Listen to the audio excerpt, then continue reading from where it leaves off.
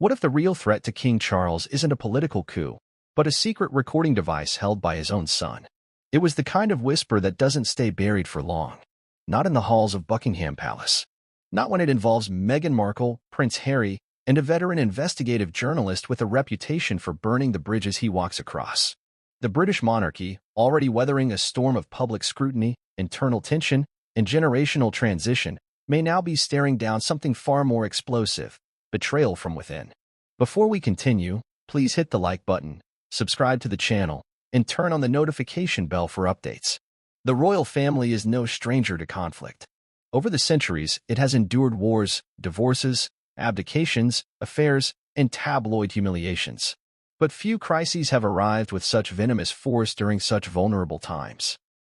In the aftermath of Queen Elizabeth II's death, as King Charles III attempted to stabilize the fragile institution left behind, he may have been blindsided by a scandal that strikes at the very heart of his trust. And worse, his own son may have been holding the dagger. At the center of this storm stands Tom Bower, a name that, for many, represents fearless confrontation with the powerful, a journalist whose biographies have rattled governments, celebrities, and yes, royals. Bower is not in the business of speculating. He's in the business of uncovering what others desperately wish to keep hidden. And this time, his target is not just one royal, but an entire operation he claims was orchestrated by Meghan Markle herself, using Prince Harry as a willing or unknowing instrument of destruction. The claim is staggering, that Meghan encouraged, even pressured, Harry into secretly recording senior royals, particularly King Charles and Prince William, during high-level private meetings. The alleged purpose? To gather compromising material that could be leveraged later, whether in court, in media deals, or in shaping a public narrative of victimhood and estrangement. According to Bower, these weren't just offhand recordings or personal notes. They were calculated acts, deliberate, potentially criminal, and most alarmingly, strategic. This isn't the first time Meghan Markle has been accused of playing chess while others played checkers. But if Tom Bower's allegations are true, this game wasn't just about influence. It was about power, control, and revenge. What makes this accusation even more chilling is its timing. King Charles has barely warmed the throne. Camilla's reception as queen consort is still divided among the public. Prince William is trying to balance tradition with modernization. And the Sussexes, Harry and Meghan, though removed from their official duties, continue to wield enormous cultural clout in America and beyond. The monarchy is in a precarious position, seeking stability and legitimacy in a world where hereditary rule feels increasingly archaic. So a scandal like this, involving clandestine recordings of royal meetings, threatens not just reputations, but the very survival of the institution. The story, as Bower presents it, begins quietly, as all scandals do. Behind the polished veneer of palace diplomacy and orchestrated smiles, there was tension. It began, some say, when Meghan and Harry realized that post-Megxit, their influence and earning potential would depend on how effectively they shaped their version of the royal saga. Interviews with Oprah weren't enough. Netflix documentaries had their shelf life. Spotify floundered. What could they sell next? What could they use to stay relevant? According to Bower, this is where the tapes come in. Not literal tapes, perhaps, but discrete smartphone recordings or digital captures of conversations between Harry and his family. Especially ones not meant for public consumption. Discussions around titles, inheritance, the Queen's health, royal finances, and internal friction. If these conversations were recorded, they could be edited, packaged, and presented as evidence of bias, exclusion, or royal cruelty. Alternatively, they could be used quietly behind the scenes to negotiate better deals, to gain leverage in family disputes, or even to intimidate. Tom Bower claims to have spoken to palace insiders who suspected the betrayal long before it hit the public radar. Some aides allegedly noticed strange behaviors, Harry checking his phone at odd moments, being unusually eager to attend meetings he once avoided, or asking questions that seemed designed to provoke reaction rather than resolve conflict. One insider reportedly remarked, "It felt like he wasn't talking to us anymore. He was talking to someone else, through us." The damage, if real, would be immense. Not just because of what might have been recorded, but because of the breach of trust it represents. The monarchy, despite its centuries-old traditions and ceremonial rigidity, still relies heavily on personal trust. Behind palace walls, a small group of individuals must speak freely, disagree passionately, and sometimes confess vulnerabilities, all under the sacred assumption that what is said in private remains private. If Harry shattered that bond, and Meghan engineered it, then no protocol or title can restore what's been lost. Some argue that Bower's claims are too outlandish, too theatrical. But that criticism misses the point. This is not a work of fiction. Tom Bower has made a career out of saying the things others are afraid to. And time and again, many of his most incendiary claims, initially dismissed, have turned out to contain chilling truths. He doesn't deal in speculation without anchoring his allegations in something solid. And in this case, he suggests that the palace knows more than it's letting on. That this betrayal was discovered not just by whisper and suspicion, but by hard evidence. That there are transcripts, timestamps, even metadata that can trace the origin and movement of sensitive recordings. Why hasn't the palace gone public? Because to do so would confirm something no monarch wants to admit, that the royal family was infiltrated from within, that the son of the king may have been manipulated into spying, not for a foreign power, but for his wife. That conversations between the heir and the monarch were treated like assets for a PR war. The optics would be catastrophic. And yet the silence from Buckingham Palace only fuels the fire. As rumors swirl, as commentators speculate, as legal experts weigh in on privacy laws and national security implications, the question grows louder. What is King Charles waiting for? Some believe he is biding his time, gathering irrefutable evidence, preparing a quiet legal response, or perhaps hoping the storm will pass. Others say he's paralyzed, torn between paternal love and royal duty, unsure how to confront a son who may have weaponized family bonds for personal gain. But silence, in this case, is not neutral. It allows narratives to fester. It gives air to speculation. And most dangerously, it leaves the public to fill in the blanks. Meanwhile, Meghan remains characteristically composed, publicly silent. Privately, sources claim, she feels untouchable. The American media continues to embrace her narrative of independence and liberation from an outdated monarchy. In California, the couple continues to market their identity as ex-royals with a conscience. But if Bower's claims hold water, then behind that facade lies a far darker strategy, one that used access, intimacy, and emotional leverage as tools of subversion. This is not a mere family feud. It is a constitutional fracture with implications that stretch far beyond headlines and documentaries. If true, it challenges the very notion of royal loyalty and raises urgent questions about privacy, manipulation, and the vulnerabilities of power in the digital age. And yet, there remains one question more haunting than all the rest. If Meghan really did encourage Harry to record his father and brother, then what else has she done that we still don't know about? Let that sit with you. If you want the full story, buckle up. Because we're just getting started. Tom Bower is not just a journalist. He is a hunter of truths, uncomfortable truths, inconvenient truths, and often, truths that people in power would rather bury. In the world of British investigative journalism, Bower's name carries the weight of both fear and respect. For decades, he has made it his life's mission to dismantle the glossy facades of the elite and expose what lies beneath. And in this case, what lies beneath is a royal scandal so grave, it could potentially damage the integrity of Britain's most sacred institution, the monarchy itself. Understanding Tom Bower is crucial to grasping the full gravity of what he's accused Meghan Markle of doing. This isn't just another royal commentator trying to sell books. Bower is a man who has built his reputation on relentless investigation, cross-examination, and unforgiving scrutiny. His subjects have included politicians, billionaires, and high-profile celebrities. When he writes, people listen, not because they want to, but because they have to. Bower trained as a barrister before turning to journalism, which means his understanding of the legal implications of his statements is unusually thorough. He knows the dangers of defamation. He knows how libel laws work in the United Kingdom. And he knows how to navigate the minefield of public allegations while ensuring he never publishes without a firm foundation. That's what makes his recent claims so unnerving. When Tom Bower says Meghan manipulated Harry into secretly recording members of the royal family, he isn't making a flippant remark. He's drawing from what he claims is a solid network of inside sources, direct witnesses, and documented evidence. And for those familiar with his work, this isn't just smoke. It's the start of a fire. Bauer is perhaps best known for his unauthorized biographies, each one a meticulous piece of investigative craftsmanship. From Richard Branson to Tony Blair, and most recently, Prince Charles and Meghan Markle, his books are not just bestsellers, they are cultural events. People buy them not for gossip, but for revelation. They are filled with detail, confrontation, and often, legal threats that never see the light of day because Bauer knows how to cover his tracks with precision. His biography of Prince Charles, for instance, painted a picture of a man deeply burdened by expectation and scarred by family dysfunction. It was not a flattering portrayal, yet it was detailed, well-sourced, and difficult to ignore. Then came Meghan. In 2022, Bauer turned his full attention to the Duchess of Sussex in a biography that stunned readers and infuriated her defenders.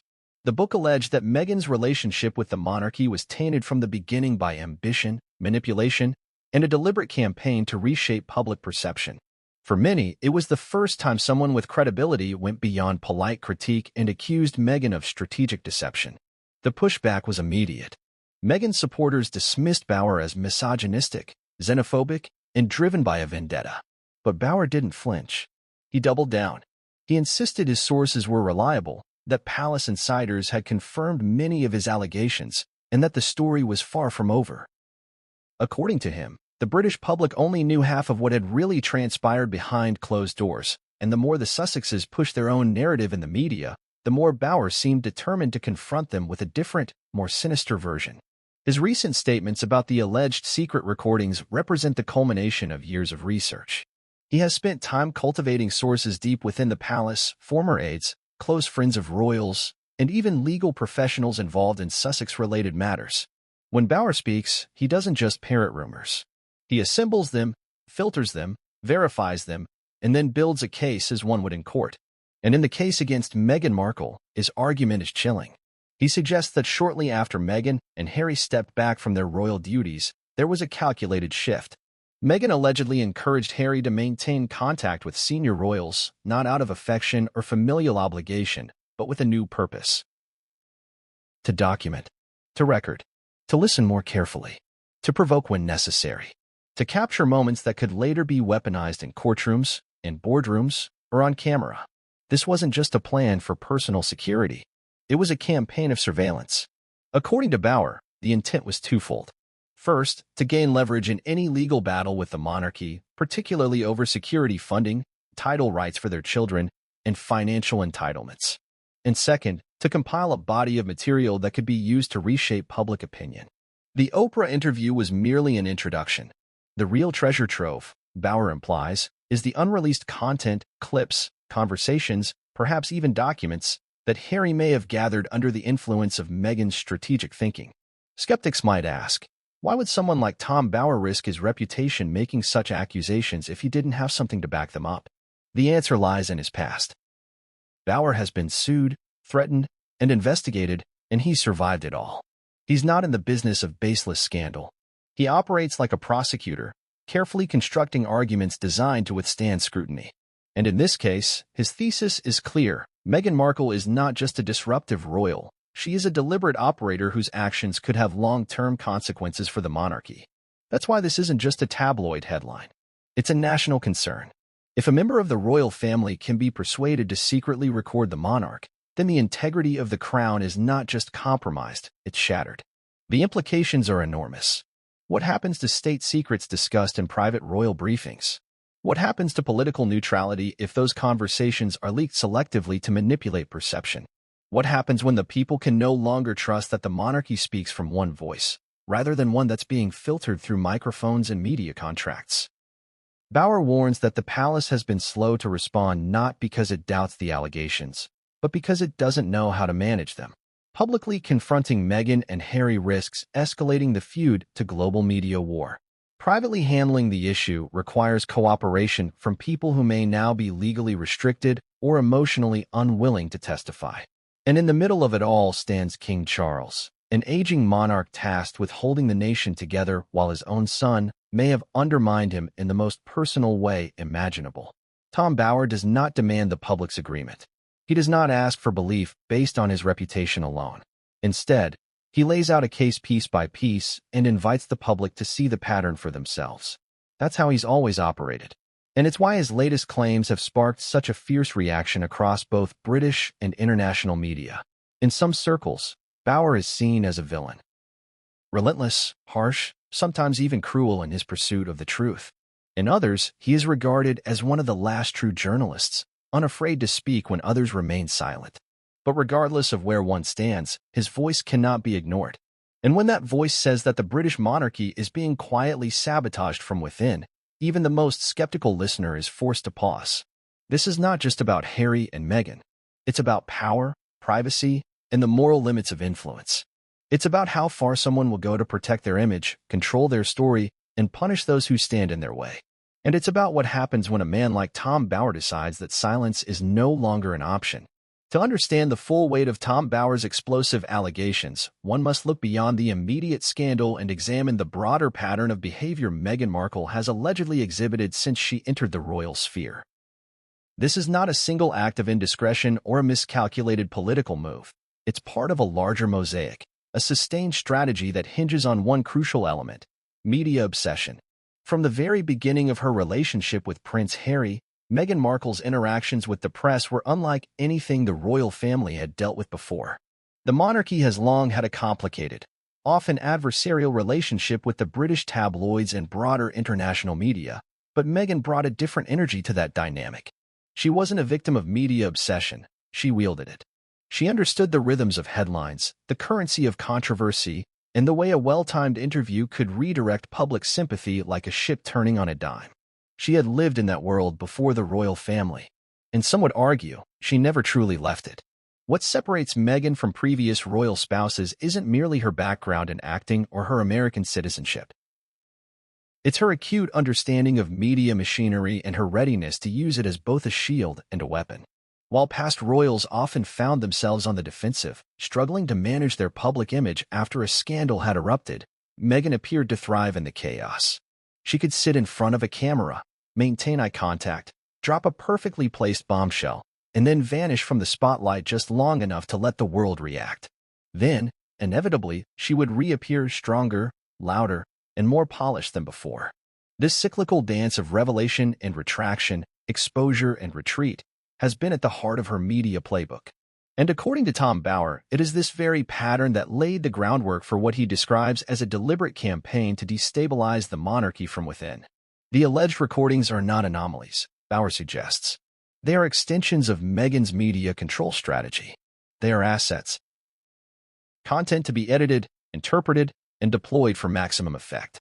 Whether the purpose is to gain sympathy, bolster a legal case, or pressure the palace into concessions, the goal is the same: control the narrative. This approach stands in stark contrast to the traditional royal ethos, which hinges on discretion, neutrality, and quiet dignity. The firm, as insiders call it, is built on the principle of saying less and doing more. The crown survives not because it screams its innocence, but because it endures quietly through scandal after scandal, assuming that the institution is stronger than any individual controversy. Meghan, however, operates on a different frequency, one that views silence as complicity and media engagement as liberation. Consider the Oprah Winfrey interview. It was not just a sit-down conversation, it was an orchestrated global event. The timing, the production quality, the carefully phrased disclosures, all pointed to a team that understood media as a form of warfare. Meghan spoke of feeling trapped, of having suicidal thoughts, of being denied help. These revelations were heartbreaking and painted a devastating picture of life inside the palace. But even as the world reacted with shock and sympathy, critics noted the precision of the messaging. Details were vague where necessary, names omitted to avoid direct legal exposure, and yet the impact was overwhelming. The monarchy was forced into a defensive posture. It scrambled to respond, to clarify, to clean up the damage without appearing cruel or dismissive of mental health concerns. Meghan had managed to reshape public opinion in a single evening. Then came the Netflix series, a 6-part documentary filled with candid clips, private text messages, and even unseen photographs. It was positioned as a truth-telling exercise, a historical record of their experience. But to many observers, it felt more like a media blitz, designed not to inform, but to indict. Critics were left wondering, how did the couple manage to preserve so much personal footage during such turbulent times? How were private exchanges with palace staff and family members captured with such clarity?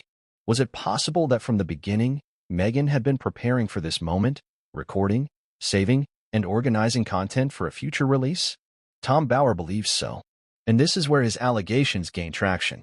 If Meghan was consciously building a media archive, something akin to a vault of digital evidence, then the alleged recordings of King Charles and Prince William are not surprising. They're the next logical step. If you view every royal encounter as a potential future broadcast, then the idea of capturing private conversations becomes a calculated risk, not an ethical breach. There are precedents for this kind of behavior in other industries, especially politics and corporate espionage. Whistleblowers often record their superiors to expose wrongdoing. Celebrities have been known to secretly record meetings to protect themselves from exploitation or media misrepresentation. But in the context of the monarchy, this is unprecedented. Royals do not spy on each other. They may scheme, manipulate, or leak, but they do not record. That violates not only protocol, but trust at the most basic human level. This is where Bower's narrative hits hardest. Because if Meghan indeed encouraged Harry to record his family, it was not just an act of betrayal. It was the ultimate flex of media dominance, a declaration that she was not merely leaving the royal family, but redefining what it meant to hold royal power. Not through bloodline or ceremony, but through ownership of the narrative. The implications of this are profound. Media control, once a peripheral concern for the royal family, now becomes a central threat. Who controls the narrative?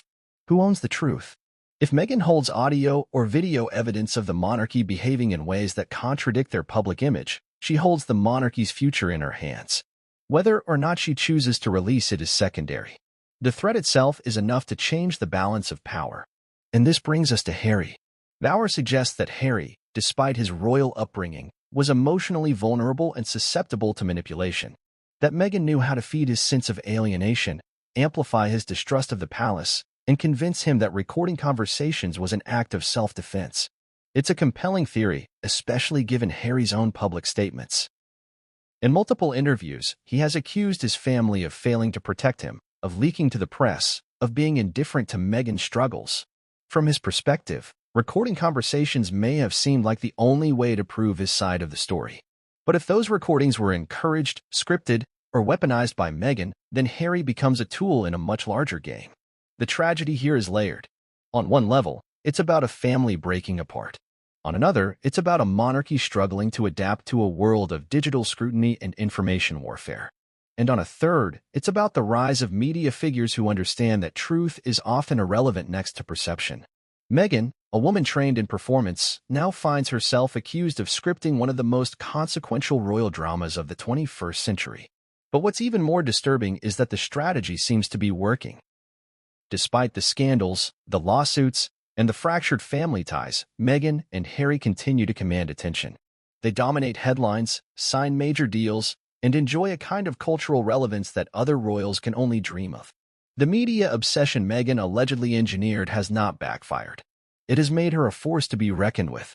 Tom Bower's warning, therefore, is not just about one couple's actions. It's about the future of an institution that now finds itself at war with the very medium it once tried to control.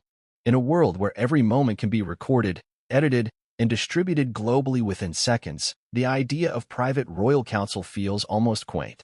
The monarchy, once defined by secrecy and tradition, now faces a new era of transparency enforced not by law or morality, but by camera lenses and audio files.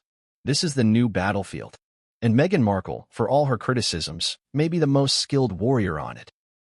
Prince Harry's transformation from a beloved royal to a deeply polarizing figure has been one of the most startling character arcs in modern British history.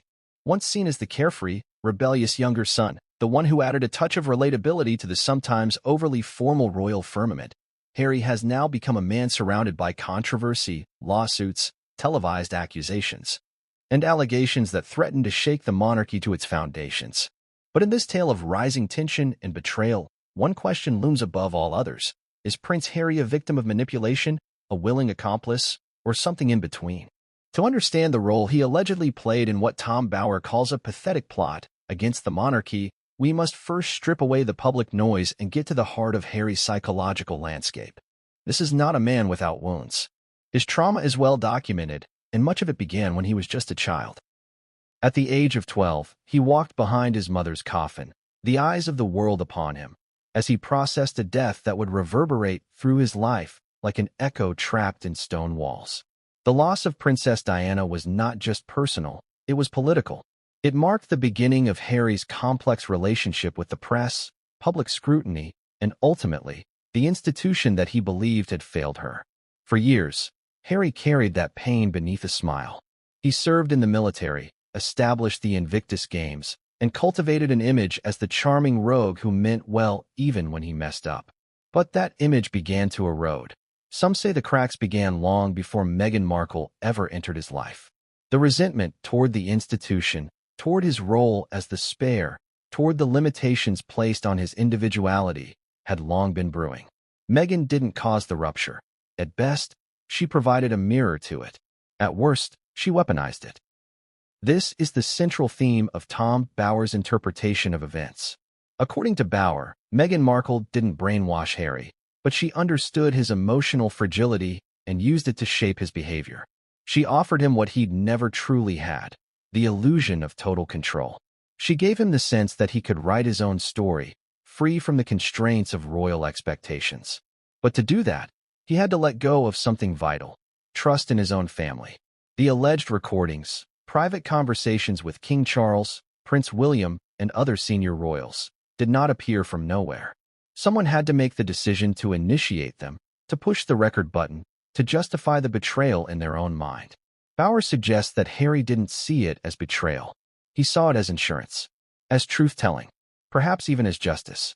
If that's true, it represents a devastating moral blind spot, a failure to understand the difference between self-expression and sabotage.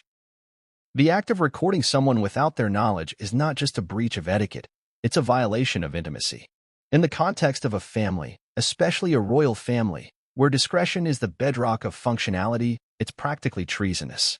And yet, Bower claims that Harry crossed this line, encouraged by Meghan's belief that their truth would never be heard unless it was documented, preserved, and eventually revealed. There is a grim irony here. For years, Harry has railed against the tabloid press for invading his privacy. He sued newspapers, condemned paparazzi, and accused the media of hounding his mother to death. And yet, if Bower's claims are accurate, Harry became a voyeur in his own home, listening, recording, and archiving conversations that were never meant for public ears. He did to his family what he has spent decades accusing the press of doing to him. But this wasn't just any family. This was the monarchy. And that makes the recordings a matter of national significance. These weren't idle gossip sessions over dinner. They were strategy meetings, succession discussions, and conversations about the monarchy's future. Bower alleges that some of these recordings touched on the Queen's health, royal finances, and even constitutional roles. If that's true, Harry wasn't just breaching trust. He was potentially compromising national security. So what would drive him to this point? Was it vengeance? Was it pain? Or was it the slow erosion of faith in the institution that raised him? Harry's own words offer clues. In interviews, he's spoken of feeling trapped, of being ignored when he asked for help, of watching history repeat itself with Meghan facing the same tabloid hostility that once targeted Diana. He described a family that couldn't support him emotionally, a brother who was more loyal to the institution than to their bond, and a father who stopped taking his calls. It is within this emotional void that Meghan stepped in, not as a passive supporter, but as an architect of reinvention. This is where the question of agency becomes murky. Was Harry acting on Meghan's guidance, or was he finally doing what he always wanted to do, challenge the very system that denied him freedom?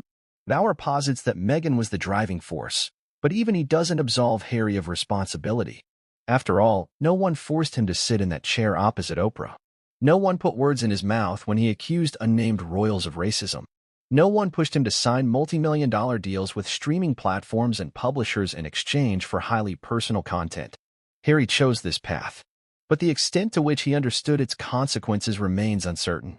In many ways, Harry's predicament reflects the classic theme of internal conflict between personal loyalty and perceived righteousness. If he truly believed that his family had harmed him and his wife, then recording conversations might have felt like a form of self-defense.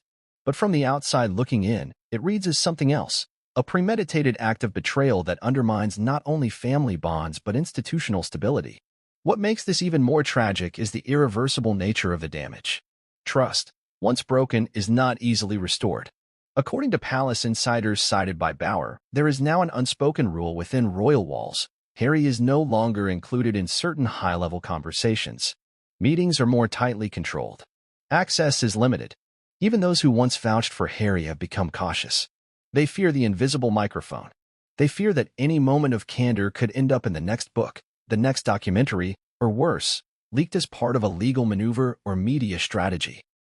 This isolation may only reinforce Harry's sense of alienation, creating a vicious cycle where the more he is excluded, the more justified he feels in lashing out.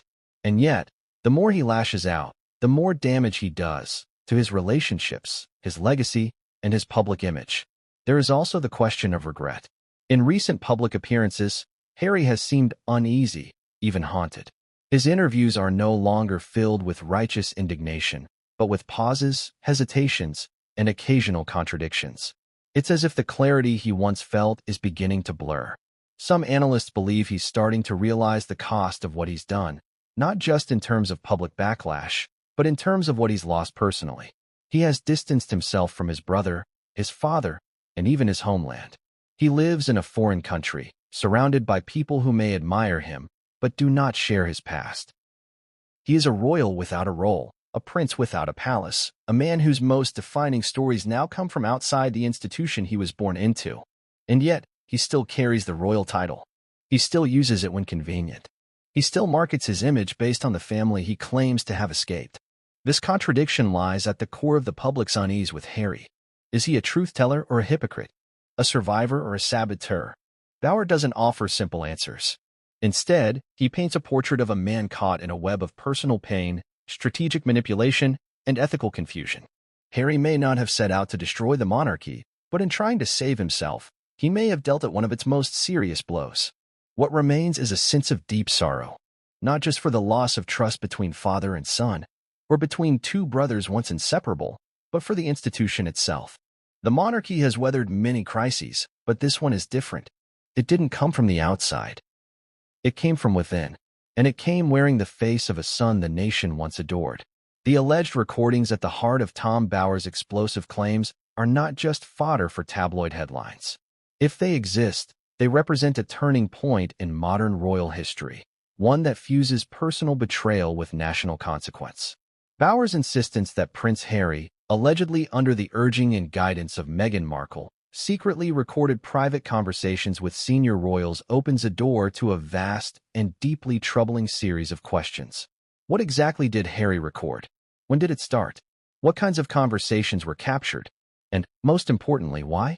The first thing to understand about the inner workings of the royal family is that nearly all their serious discussions are conducted behind closed doors, often in the most confidential settings.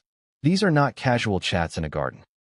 They are highly sensitive meetings where issues of state, finances, family succession, public relations, and personal crises are discussed with the understanding that nothing leaves the room. Unlike a political cabinet where minutes may be taken, royal discussions are usually undocumented, rooted in centuries of tradition that prioritize secrecy and trust above everything else.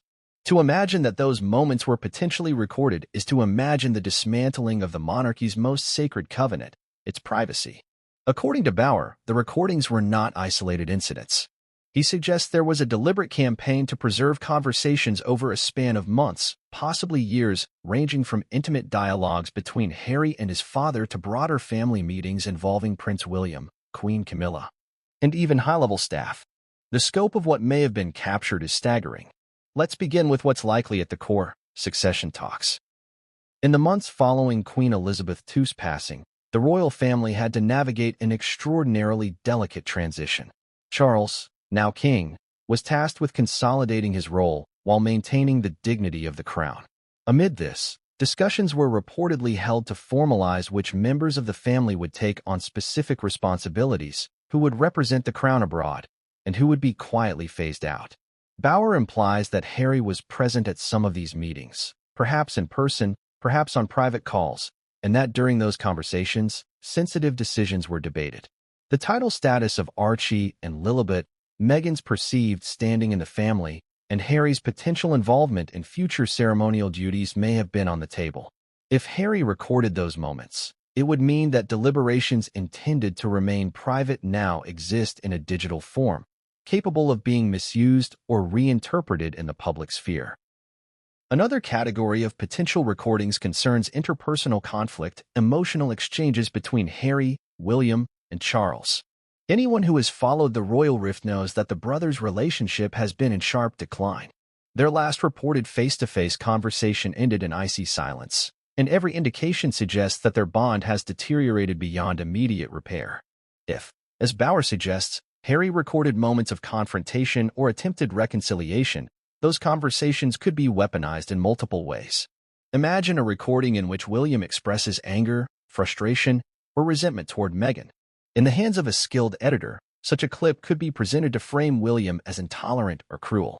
Alternatively, if Charles made a remark that, taken out of context, seemed dismissive of Meghan's mental health claims, it could be released during a media tour, instantly inflaming public outrage and placing the palace on defense. The power of a private voice, stripped of tone, facial expression, and emotional nuance, lies in its ambiguity. And ambiguity in media is dangerous. It allows narratives to be shaped not by truth, but by intention.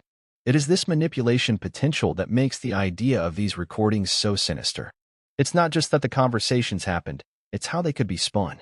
One clip, selectively released, could cause an international scandal.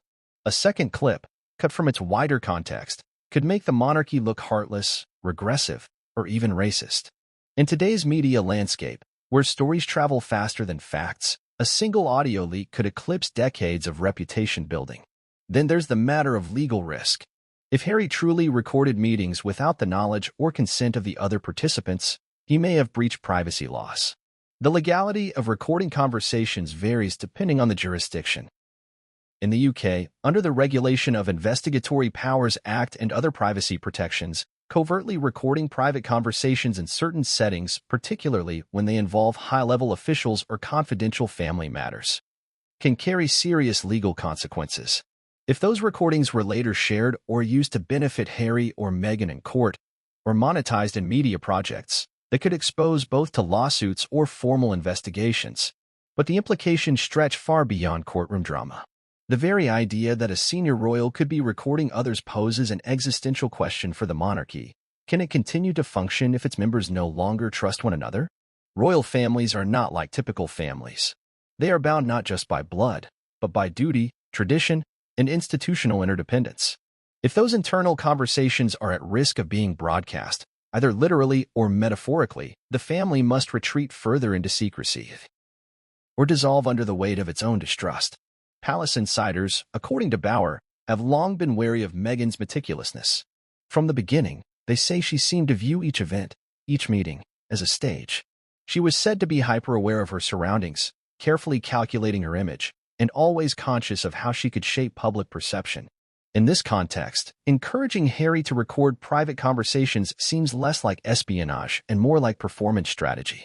Every word captured becomes a future script, every argument a possible scene, every confession a chance to claim victimhood or martyrdom. One particularly damning allegation revolves around the late Queen Elizabeth II. Though she remained publicly neutral in most family matters, it's believed that she expressed private opinions about the Sussexes' behavior and decisions. If Harry recorded any of her comments before her passing, even accidentally, the revelation of those words could not only tarnish her legacy but drive a deeper wedge between the palace and the public. Imagine a clip surfacing in which the Queen allegedly laments Harry's choices or critiques Meghan's role in dividing the family. Such a revelation, whether released or merely alluded to, would spark worldwide frenzy. Even more explosive would be any recording of Charles or William discussing matters of state, foreign diplomacy, or private dealings with the government. While these conversations may seem improbable for Harry to access, Bauer suggests that his position as the king's son may have granted him occasional proximity to meetings where such topics were mentioned casually. If anything of national security significance was captured, no matter how small, it could be interpreted as a breach of crown confidentiality. And then there are the recordings no one has heard, but everyone fears might exist. Did Harry ever leave his phone on during a private family lunch? Did he record conversations at Sandringham during the infamous Megxit summit? Were aides ever caught discussing palace strategy behind closed doors? unaware that Harry was compiling their words for later use? The problem with digital recording technology today is that it's nearly invisible. A smartphone on a table, a watch on a wrist, a microphone embedded in a buttonhole. In an environment like the royal household, where privacy is sacred but not foolproof, the risk of being unknowingly recorded is not just possible, it's a daily reality. Bowers' reporting hints at a terrifying possibility that the royal family only discovered the existence of these recordings after they had already been used. Perhaps a line was quoted in Meghan's podcast that no one remembered being publicly said. Maybe a scene in the Netflix documentary mirrored a conversation too precisely. Or maybe, just maybe, someone from within leaked the truth, a friend of Harry's, a member of staff, someone who had been in the room and recognized their own words on a screen. If that's the case, the family may already be working behind the scenes to contain the fallout. Legal advisors could be reviewing contracts, examining NDAs, and strategizing over how to prevent the release of further content. Meanwhile, public relations teams might be crafting responses, not for what has happened, but for what might be revealed next. What's perhaps most devastating in all of this is the knowledge that trust is not just broken, it may be unrecoverable. If Harry was indeed capturing conversations to store or share later, every interaction moving forward will be tainted by suspicion. His father may hesitate to speak openly. His brother may refuse to meet without legal protection. Even minor staff members may begin treating Harry as a liability rather than family. And what of Meghan? If she encouraged these actions, as Bowers suggests, she has succeeded not only in distancing Harry from the royal family, but in isolating them as a couple, perpetually under siege, constantly playing defense, yet holding cards that can upend the palace if they choose to play them. It's a dangerous position to be in. Power built on secrets always is. There is one more chilling possibility. That the recordings were not merely for private leverage but were intended for public release all along.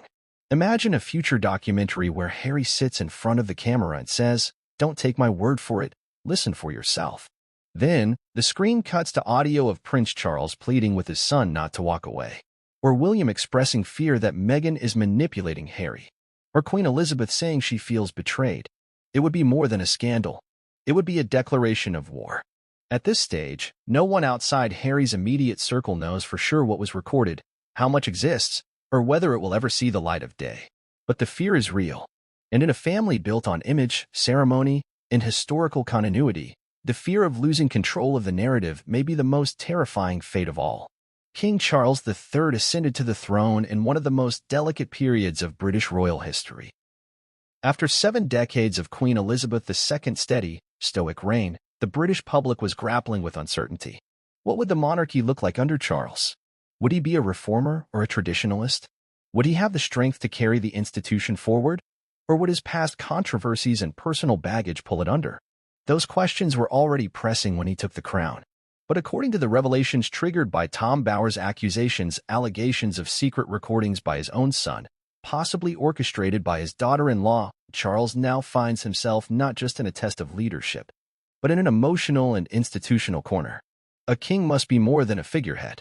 He must be a unifier, a symbol of continuity, and, above all, a source of moral and strategic clarity during crisis. But how does a man do that when his own family is unraveling from within, when every move he makes could provoke further rebellion, and when one wrong step could lead to the collapse of centuries-old traditions? The crisis Charles faces is twofold: personal betrayal on one side and constitutional vulnerability on the other. If Prince Harry truly recorded private conversations, especially those involving the king himself, it means Charles has been speaking in good faith to someone who may have been treating every moment as material. The implications are devastating. These aren't just the musings of a disappointed father or frustrated monarch. They could be the kinds of conversations that shape internal policies, influence foreign relations, and dictate how the monarchy presents itself to the world. If that trust has been broken, Charles is not simply a father dealing with a rebellious son. He's a sovereign trying to maintain the security and dignity of the crown while knowing that every word he says could eventually be broadcast to millions. What makes this even more complicated is Charles's well-known desire to modernize the monarchy. Since long before his coronation, Charles has been interested in slimming down the royal household, making it more cost-effective, more sustainable, and more relevant in the modern age. This included plans to limit working royals, reduce public spending on royal events, and make the institution more transparent. But transparency is one thing, surveillance is another. And if his plans to modernize the monarchy now clash with revelations that his son may have been secretly documenting royal operations, that entire mission comes under threat. Then there's the emotional toll. Charles is not just a monarch, he's a father who has already endured tremendous public pain. The breakdown of his marriage to Diana played out in headlines. Her death haunted his reputation. His affair with Camilla turned him into a national pariah for a time. And just as the public was starting to accept him again, just as he was being embraced as a king, his youngest son began to unravel the delicate threads of progress. To understand the pressure Charles is under now, imagine the tightrope he must walk every day. On one side lies his responsibility to the nation, to protect the monarchy's integrity, to shield its inner workings from political and legal entanglements, and to maintain the public's trust in an institution often seen as archaic but still culturally vital. On the other side is a very human pain, the heartbreak of watching a son he once held in his arms become a stranger, possibly even an adversary. When Tom Bower's allegations surfaced, the immediate response from Buckingham Palace was silence. But insiders know that silence is not inaction. Behind the scenes, Charles likely summoned legal advisors, intelligence briefings, and private counsel with his most trusted aides. The question was not only whether the claims were true, but what the palace could or should do if they were. Does the king confront his son? Does he strip titles, cut off financial ties, and formally exile him from the family's inner circle? Or does he, in the interest of familial unity and institutional optics, downplay the threat and hope that the storm passes? There is no easy answer, and that's precisely why this situation is so dangerous. Any move Charles makes could deepen the crisis. If he acts too harshly, he may appear vindictive, a monarch lashing out at his own blood. That risks public backlash, especially among Harry and Meghan supporters, many of whom already see the monarchy as a relic of inequality. On the other hand, if Charles is too lenient, he risks appearing weak, incapable of protecting the sanctity of royal protocol and the national interest. Sources close to the palace have hinted that Charles is deeply torn. While he remains outwardly composed, those who know him well say he has been haunted by the idea that private conversations with Harry may have been exploited. And it's not just about personal embarrassment. Charles knows that the monarchy operates in an era of digital warfare, where one leaked sentence can become a global headline within minutes. A single moment of vulnerability, captured on a phone or audio file, could be repurposed as a damning piece of evidence against him or the institution he represents. Consider for a moment the weight of being the first monarch in history to inherit not just the crown, but the burden of existing in a media environment where nothing remains sacred. Queen Elizabeth had the advantage of mystery, of carefully curated appearances, of a world where words didn't circulate at the speed of algorithms. Charles does not have that luxury. Every utterance is a risk. Every meeting could be compromised. Every moment with his own son might carry with it the threat of betrayal. This atmosphere breeds paranoia. Insiders report that since the emergence of Bower's claims, there have been quiet changes at Buckingham Palace. Meetings are smaller, more carefully staffed. Digital devices are restricted in certain areas. Briefings are conducted with renewed caution. Some aides have even suggested that Charles has begun keeping a private journal of key conversations, a way of documenting his own version of events, should they ever be distorted in public. In the midst of all this, Charles must also manage external pressures. There are calls from the press to respond. Members of Parliament, concerned about the potential security breach, have quietly begun asking questions. Foreign dignitaries, watching the scandal unfold, may wonder whether their own confidential discussions with the monarchy were somehow compromised through Harry's proximity. And worst of all, the British public is growing restless. The monarchy's support base, while still sizable, is aging. Younger generations are increasingly skeptical of its relevance. And in that environment, the idea that the king cannot even trust his own son adds fuel to the Republicans' fire. But perhaps the most gut-wrenching part of all this is the personal isolation Charles now endures. For decades, he longed to be king not out of ego, but out of a desire to shape the monarchy into something more resonant, more sustainable. He waited patiently, knowing that the throne would come only after the passing of his beloved mother. Now that he finally wears the crown, he does so in solitude. His sons are estranged. His wife, while loyal, is the subject of public division. His allies are thinning. And his every move is watched by a media machine that no longer gives the benefit of the doubt. It would be naive to suggest that Charles didn't make mistakes along the way. He has, by his own admission, struggled with emotional expression. He has made unpopular decisions. He has failed at times to understand the rapidly changing cultural landscape of the country he reigns over. But what he is facing now is not the result of one mistake. It's the culmination of decades of unresolved tension, weaponized by a new generation that values exposure over discretion, media over monarchy. Bauer's allegations, if proven true, could be the final straw that severs any hope of reconciliation. For Charles, that means more than losing a son. It means presiding over the collapse of the very family unity that has served as the monarchy's symbolic foundation for centuries. But there's another possibility, however distant, that Charles could use this moment to redefine his reign. To respond not with vengeance, but with unprecedented clarity and transparency. He could address the nation directly, not to air dirty laundry, but to reaffirm the values of the monarchy. He could explain the stakes, the dangers of internal betrayal, and the need for integrity within institutions that carry national significance. Such a move would be risky. It would break from tradition, but it might also save the institution he has waited his entire life to lead. Still, one cannot escape the reality that Charles is cornered. Every path forward carries consequence. Every silence breeds suspicion. Every word could one day appear in a Netflix episode or courtroom transcript. And in the corridors of Buckingham Palace, where every chandelier has seen generations pass, the whisper of betrayal now echoes louder than the trumpets that once announced his ascension. If King Charles is the wounded monarch trying to hold a fractured institution together, Prince William is the pillar bracing against collapse, standing silent yet immovable. He doesn't speak much, not to the press, not in interviews, and certainly not about his younger brother. But his silence is deafening. It pulses beneath every public appearance, every meticulously staged royal engagement, every picture where he stands with one less sibling by his side. While the monarchy leans on his composure, beneath it all, there is tension. According to sources cited by Tom Bauer and others within royal circles, that composure is a mask, one concealing a level of quiet fury that may be far deeper and more consequential than anyone on the outside realizes. This isn't just about family. It's about betrayal layered over years of frustration, disappointment, and missed chances for reconciliation. William and Harry were once inseparable. For the public, they represented a kind of post-Diana hope. Two boys who would walk through fire and come out stronger for it. Brothers who would guide each other through the expectations and tragedies of royalty. But that myth began to fracture long before the world noticed. Insiders say the cracks began with Meghan's arrival. It wasn't jealousy, as some claimed. It wasn't even personal dislike.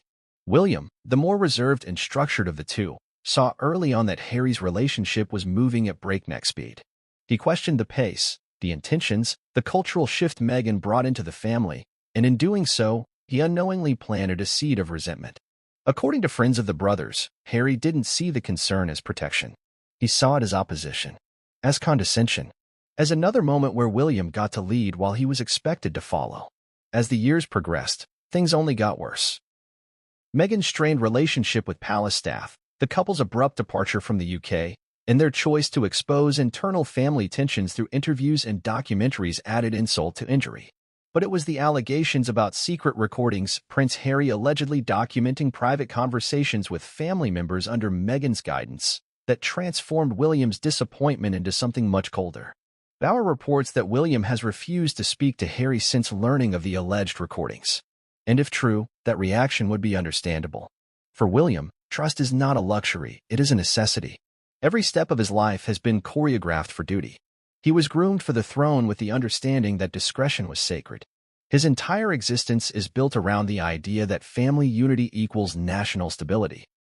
If that unity was compromised by betrayal from within, especially by the brother he once considered his closest ally, then what's left to hold on to? Sources within the royal household say William now sees Harry less as a lost brother and more as a risk, a liability, a figure whose proximity could do irreparable damage. His team has allegedly taken steps to ensure that William's interactions with Harry, if they occur at all, are limited, supervised, and preferably documented through official channels. The warmth is gone. The brotherhood, many believe, is dead. And yet, William remains outwardly composed. He fulfills royal duties with practiced elegance, attends state events with Kate by his side, and continues to project the image of a future king ready to carry the crown, into a new era. But beneath that surface is a man forced to grapple with deeply personal betrayal in the public eye, without ever speaking a word of it.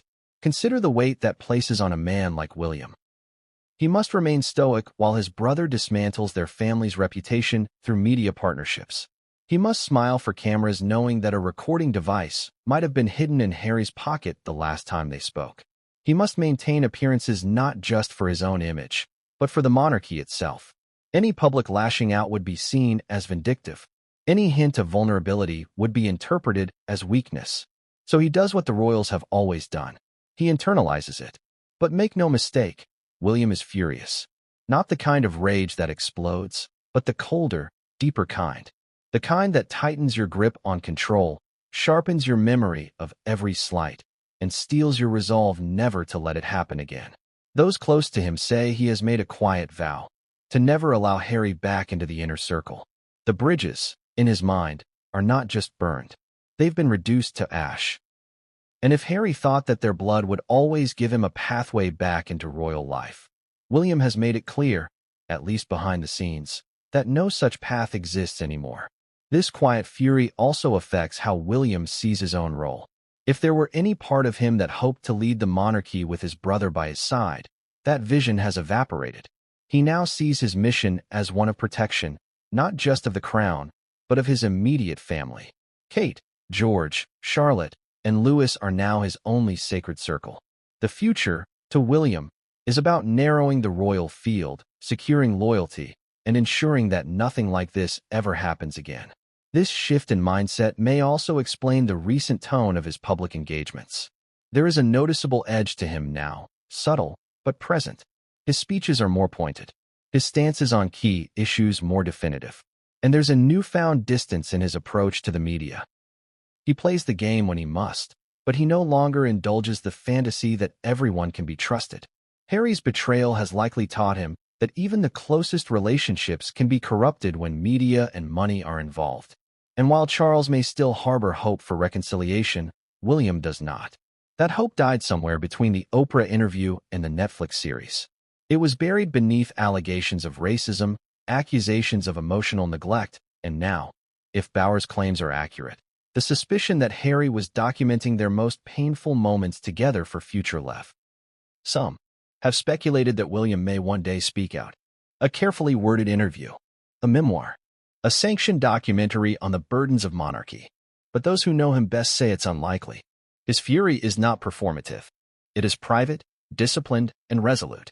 He doesn't need to win the public debate. He just needs to protect what's left.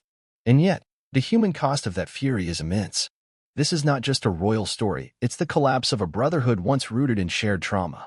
William and Harry walked behind their mother's coffin together. They endured a childhood under scrutiny. They weathered adolescence in a gilded cage. And now, all that shared experience has been weaponized, turned into fodder for public consumption. If recordings exist, they may include moments that were never meant for anyone but each other. Jokes, tears, confessions. The kinds of things only brothers can understand. And now, perhaps, the kinds of things one brother will never forgive the other for exploiting. Some palace aides have quietly wondered whether William's fury could eventually turn into action. Could he push to formally remove Harry's titles? Could he insist on legal consequences if recordings surface that violate royal agreements? Could he make it clear, once and for all, that Harry and Meghan are not just outsiders, but enemies of the institution?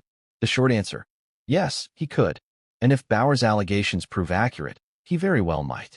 What's certain is this: the rift between William and Harry is no longer about disagreement. It's about destruction. About one brother believing that the other not only abandoned him, but used him. And in William's mind, that betrayal is unforgivable, not just because of what it did to him, but because of what it did to their family, their future, and the institution they were born to protect.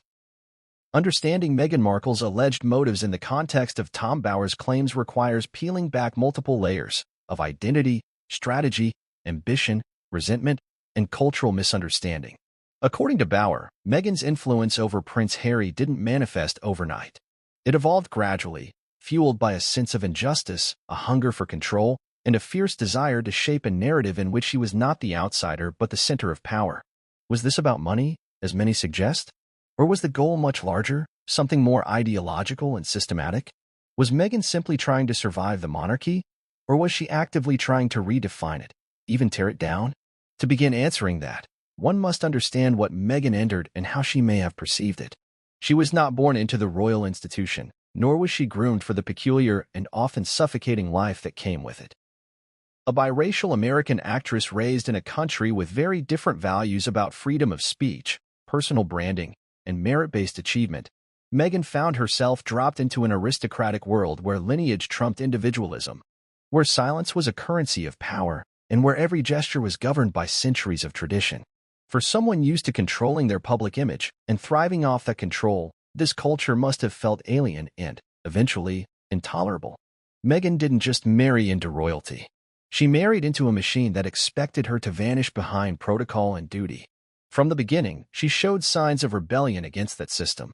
She wanted to speak freely, hug strangers on walkabouts, write her own speeches, choose her own outfits without seeking approval from the Queen's aides. These were not radical choices for an American celebrity, but for a British royal, they were breaches of an unwritten code. This early tension between Meghan's desire for agency and the institution's demand for conformity set the stage for everything that followed. When Tom Bower alleges that she encouraged Harry to record conversations with royal family members, he is not merely describing a singular act of deception. He is suggesting a continuation of her strategy to gather evidence, to arm herself, to create a toolkit she could use to defend or define her narrative when the time came. So what was that narrative? To Meghan's defenders, she was a woman of color mistreated by a system rooted in colonial legacy and emotional repression. To her critics, she was a manipulator who weaponized victimhood and loved to gain proximity to royal power, and later, to monetize her departure from it. The truth may lie somewhere in between, but Bower's portrayal leans hard into the second interpretation. He argues that Meghan's motives can be split into two main categories: financial leverage and ideological warfare. On the financial front, the numbers speak for themselves. In the years since stepping down as senior royals, Meghan and Harry have signed lucrative deals with Netflix, Spotify, and publishing houses. The estimated value of these contracts runs into the hundreds of millions of dollars. And what is the product they are selling? Their story, their truth, their trauma, their royal insider status. Without access to the palace, without the memories of what happened behind closed doors, these deals would not exist. It is not their titles alone that hold value. It is the content tied to those titles. In this context, the alleged recordings become potential assets.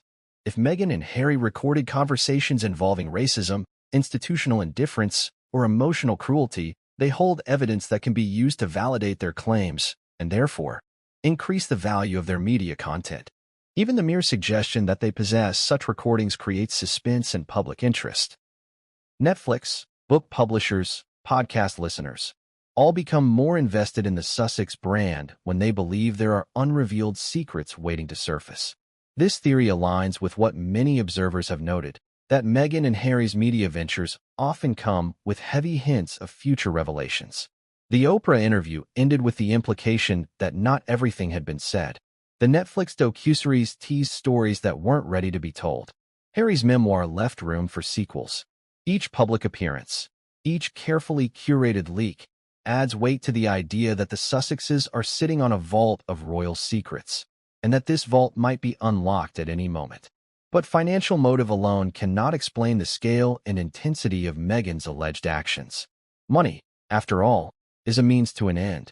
And for someone with Meghan's background, influence and narrative control may matter more than cash. Which brings us to the second theory Bower presents. That Meghan's true goal was to challenge, if not dismantle, the monarchy's traditional power. From the beginning, Meghan styled herself as a disruptor. She advocated for feminist causes, spoke openly about racial injustice, and aligned herself with social justice movements that often exist in direct tension with monarchical values. The British monarchy, despite modernizations, still reflects class hierarchy, colonial legacy, and rigid gender roles. Meghan's worldview, shaped by American liberalism and celebrity culture, clashed with that world at every turn. By marrying Harry, she entered the institution. But by encouraging a media war from within, she began the process of challenging it on her own terms. The alleged recordings, then, become tools of that challenge, not just protective evidence, but offensive ammunition. They allow her to hold the institution accountable in ways no one else ever could. She wasn't merely telling the world what it felt like to be marginalized. She could now, theoretically, prove it. And here lies the heart of the monarchy's fear. If Meghan does possess audio of royal members expressing unconscious bias, dismissing mental health struggles, or revealing archaic views about gender or race, then the palace is sitting on a time bomb. The release of such content could spark global outrage, weaken diplomatic relationships, and permanently stain the family's public image. It could also redefine Meghan as a historical figure, not just as the wife of a prince, but as the woman who cracked open one of the world's most opaque institutions. Of course, this theory presumes that Meghan is playing a long game, strategic, careful, and coldly intentional. Her critics argue that everything from her wedding ceremony to her departure from the UK was scripted to build a narrative arc, from royal outsider to global icon. Every slight became a talking point, every restriction a platform, every personal wound an invitation to millions who had felt the same way. Even her silence at key moments, when headlines swirled about Archie's skin tone, or when staffers accused her of bullying, can be interpreted as part of a broader plan. The less she says, the more people speculate. The more she withholds, the more valuable her story becomes. And in the economy of modern media, value is everything. That said, it would be simplistic to reduce Meghan to a villain in some Shakespearean drama. Her experience within the royal family may well have been traumatic. The racism she faced in the press was real. The coldness of royal protocol, the indifference of palace aides, the clash of cultures, all of it likely created a deeply alienating experience. But the question Bauer raises is whether she responded to that alienation by seeking healing or revenge. If she chose revenge, then the alleged recordings fit perfectly. They are not a cry for help. They are an act of war. A methodical gathering of evidence that could be dropped like grenades at carefully chosen moments. But even if Meghan's primary motive was survival rather than destruction, the result may be the same. The damage to the monarchy has already been done. Public trust has eroded. International press is divided. Political leaders, once eager to align with the royal brand, are growing cautious. And the institution itself is in a state of paranoia, unsure of what might surface next. Perhaps the most unsettling possibility is that Meghan's motives were never singular. Perhaps it wasn't just about money or revenge. Perhaps it was a complex mix of both, combined with genuine hurt, legitimate frustration, and a deep desire to control a life that, from her perspective, was being suffocated by tradition and cruelty. That complexity is what makes this crisis so intractable. There is no simple villain, no clear motive, just a storm of ambition, trauma, and calculation, colliding in one of the world's oldest institutions. And that's exactly what makes it so dangerous. Tonight, explosive claims by royal biographer Tom Bauer have rocked Buckingham Palace to its core. According to Bauer, Meghan Markle allegedly pushed Prince Harry to secretly record private palace meetings, capturing the King, Prince William, and other senior royals in moments never meant for public ears. The motive? To build a stockpile of leverage that could be used in courtrooms or Netflix deals. Why now? What's on those recordings? And is this the scandal that could finally tear the monarchy apart? Stay with us. What you're about to hear changes everything.